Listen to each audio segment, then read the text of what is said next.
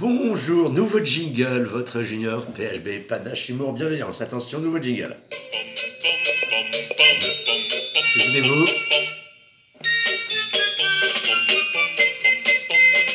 Arrivé en haut. Vous vous souvenez pas, les animaux du monde? C'est un peu ce qu'on vit en ce moment, hein. On redevient tous des bêtes, hein, haineuses, voulant se foutre sur la gueule. Pam, pam, pam, pam, pam, pam.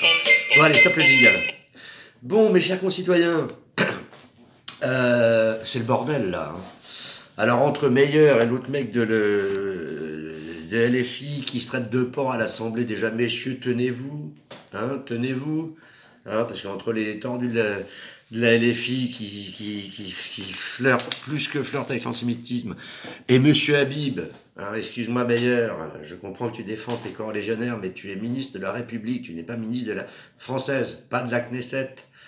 Hein, alors, tu es pour les Français de l'étranger, mais tu parles quand même beaucoup d'Israël. Alors bon, bah, y a les autres aussi. Alors, je comprends que ça te touche, tu es de la tribu, mais voilà, c'est pas comme ça qu'on fait avancer les choses. Hein, et puis, je rappelle que M. Meyer Habib faisait partie du Bétar, hein, la petite ligue de défense juive qui est interdite en Israël et aux États-Unis. Hein, mais pas dans certaines manifs qu'on peut voir avec le petit drapeau jaune et le poing comme ça. Je dis ça, je ne dis rien. Il y a des énervés de tous les côtés.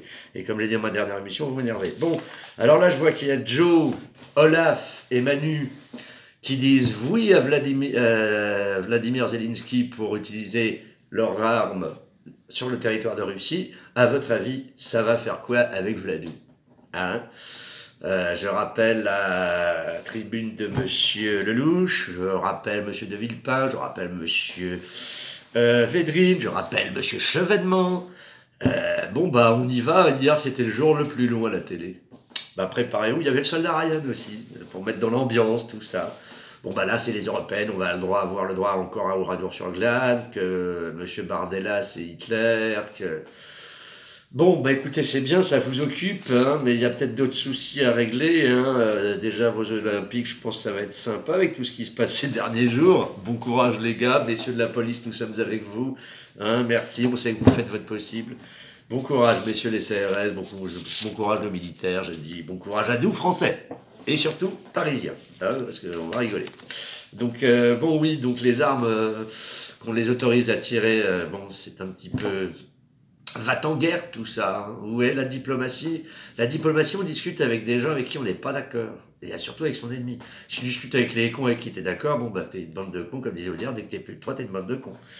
Voilà. Sinon, de ne pas inviter la Russie au débarquement, aux anniversaires du 80 ans du débarquement. Est-ce bien raisonnable, hein? Est-ce que ça va dans le sens de la paix? Bah écoutez, j'ai écouté M. Onfray ce week-end, qui a dit quelque chose de pas bête, hein, comme souvent. Je ne suis pas toujours d'accord avec lui sur certains sujets, mais bon, c'est quand même le seul penseur qu'on ait et qui au moins reconnaît quand il fait des erreurs. Enfin voilà, Michel, je t'aime. Qui disait on aurait pu, dans le cadre de la diplomatie, d'essayer d'arrondir les angles et d'essayer de ne pas plonger dans le précipice, ok, on ne voulait pas inviter Vladimir, normal vu la situation, d'accord. Mais on pouvait inviter des anciens combattants de l'armée rouge, hein, pour voir que quand même on n'a pas oublié que sans eux, même si on sait qu'au départ ils ont fait le pacte entre Big Moustache et Little Moustache, d'accord, ok. Bon, à la fin ils ont quand même filé des millions pour qu'on se libère tous de l'autre halluciné du bocal avec ses petites bottes et ses petits bras levés. Bon, donc on aurait pu faire un truc intelligent, mais comme on est dirigé par des gens, des affairistes, qui ont des communicants qui n'ont pas de culture historique sur le temps long de l'histoire, bah voilà, ça fait des bêtises, hein, ça fait des bêtises, c'est compliqué. J'ai envie de te dire, comme dirait mon ami Moussa avec qui je travaille, c'est compliqué Philippe, c'est compliqué. Oui, c'est compliqué. Donc bon bah on va voir, hein, ça va, en espérant que ça ne débouche pas sur quelque chose de plus grave. Entre ceux qui ont perdu leur neutralité, la Finlande, la Suède, alors c'est ce qui avait fait que depuis la Seconde Guerre mondiale et la guerre froide ils étaient peinards. Je ne suis pas sûr que ça soit intelligent. Et puis je réitère, je sais, je me répète, hein, mais je vous invite à chercher, hein, parce que je ne vais pas faire le boulot à votre place, hein, les dires de l'ambassadeur américain en 91 quand il était à Moscou en disant arrêtez, arrêtez, arrêtez, arrêtez de foutre des bases de l'OTAN autour de l'ours rouge, c'est son jardin. Voilà. Alors, je suis très triste pour les Ukrainiens. Oui, Vladimir n'aurait pas dû venir. Sauf que je vous rappelle que si on les avait un peu aidés après 2014, parce que nos amis ukrainiens ne sont pas des blanches colombes, ils ne faisaient pas bon être russophones dans certaines régions du Donetsk et du Donbass, qu'est-ce que je vous dise, on a déjà fait les cons en Yougoslavie, après on se demande pourquoi nos gamins ont des Kalachnikov, ça découle de la Yougoslavie, et on sait déjà que maintenant il y a des armes qui reviennent d'Ukraine. Je rappelle que nous sommes allés aider des gens qui se faisaient agresser, mais à qui nous n'avions aucun traité. Et qui est le 126e, le pays le plus corrompu du monde. Donc voilà, il faut peut-être un peu réfléchir avant. Et puis les petites déclarations va-t-en-guerre, non mais ils sont très drôles, Donc je nous la souhaite bonne et heureuse, en espérant que ça n'aille pas plus en avant. Sinon, les Jeux Olympiques, je vois qu'on va tous s'amuser, ça commence déjà à être le bordel. Pourquoi fermer les ponts et les trucs 3 semaines avant? Vous faisiez ça 15 jours avant et c'était nickel. Pas nous embêter. Comme disait Pompidou, arrêtez de faire chier les Français. Il n'avait pas tort, ce barhomme, il n'avait pas tort. Donc voilà. Bon, là, il y a Manu Dibango qui nous parle jeudi, là, aux 20h. Il y a Gabi qui a volé la vedette à la petite Valérie, c'est pas gentil, tout ça, enfin bon. C'est pathétique. Sinon, très drôle, Gérard Depardieu, notre Gérard National. Les femelles 2.0, passez votre chemin. Mais ce qui est très marrant, c'est que France 2, là, il commence à avoir peur. Parce qu'il paraît que le petit documentaire où on lui prêtait des dires sur Salas s'est déplacé sur une jeune fille, une petite fille d'ailleurs. Il semblerait que ça soit pas... voilà, ils ne veulent pas donner les rushs. C'est con, C'est comme pour Édouard, que j'ai côtoyé parfois, Courflan et machin. Connaissant l'engin, je ne le vois pas du tout faire ça. Moi, ce qui me fait marrer pour être comédien de formation et avoir traîné sur des tournages, sur des castings, machin, alors je vais faire hurler à mort les féministes et les machins, mais je m'en fous, j'assume. Ça serait pas la première fois. Alors, tout d'abord, il faut éduquer nos filles et nos garçons. Éduquer nos garçons quand une fille dit non, c'est non. Apprendre aux petites filles à dire non aussi. Et puis les apprendre à pas jouer de leurs appâts aussi. Voilà. Et alors dans le monde du spectacle, excusez-moi mesdames, c'est comme dans tous les milieux, homme ou femme, mais bon, vous avez des appâts que nous n'avons pas, vous pouvez les utiliser parfois pour obtenir des choses. Et ce n'est pas horrible de dire ça, ça s'appelle l'humanité, c'est comme ça depuis la nuit des temps, que vous preniez les classiques, Racine, machin, c'est l'histoire de l'humanité. Certaines d'entre vous peuvent être un peu, on va dire, légères, ou sachant ce qu'elles veulent, sans donner les moyens, pour rester poli. Vous avez vu comme je parle politiquement correct pour une fois. Donc voilà, moi je veux bien qu'on accuse tout le monde, mais bon, ça me fait un peu sourire, j'avoue, que des filles qui ont 10 ans après, 20. Voilà, c'est comme Madame Godrèche.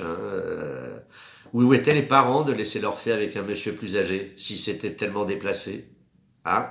Je rappelle que cette brave femme aussi est avec un petit jeune américain, donc ça me fait marrer. Alors, lui, ça m'a trop... D'accord, ok. La tenue vestimentaire de sa petite fille, elle s'est fait emmerder sur les réseaux, là, j'ai vu ça, pour la tenue vestimentaire de sa fille. Bon, voilà, on peut pas avoir le beurre, l'argent du beurre, la crémière, le canton, la région, la République, la France, n'est-ce pas? Donc, mesdames, redevenez un peu raisonnables, éduquons nos enfants pour que les petits garçons ne sautent pas sur les petites filles, que les petites filles réapprennent à se protéger, à prendre la pilule, aux garçons à mettre des capotes et à se comporter correctement, ça sera pas mal. C'est comme pour les Vosgés gravés dans le marbre. Il n'y avait aucune crainte en France, ça c'est de la peur qui est venue des États-Unis, parce que là-bas c'est des vrais excités du bocal, les anti-IVG machin. En France, il n'y en a pas. Le problème, mesdames, vous savez, c'est les déserts médicaux. Voilà, et le fait qu'on n'éduque plus nos mômes non plus.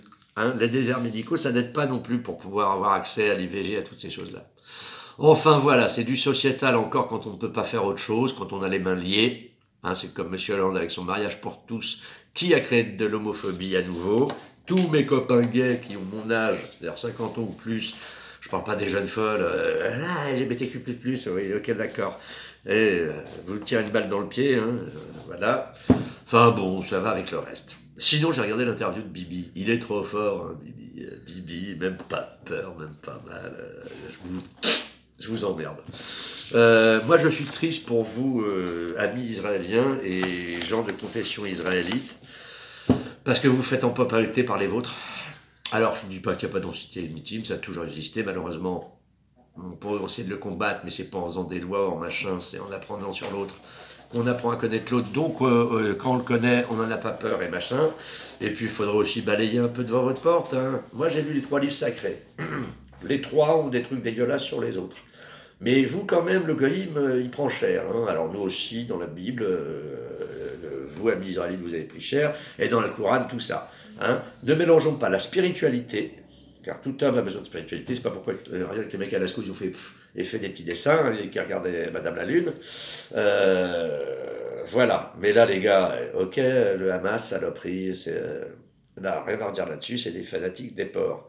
Mais si on ne veut pas prendre le temps long de l'histoire et analyser pourquoi le Hamas est arrivé au pouvoir là-bas, comment il est arrivé, enfin voilà, comment cet État s'est créé, lisez les mémoires de Ben Gourion, de Moïse Dayan, on ne peut pas dire que ce soit des antisémites, ou alors si on me dit ça, moi je veux bien, hein, mais, voilà, c'est comme quand on dit traître Nibroman, Alain, je ne sais plus comment, et d'autres de juifs qui ont la haine d'eux-mêmes.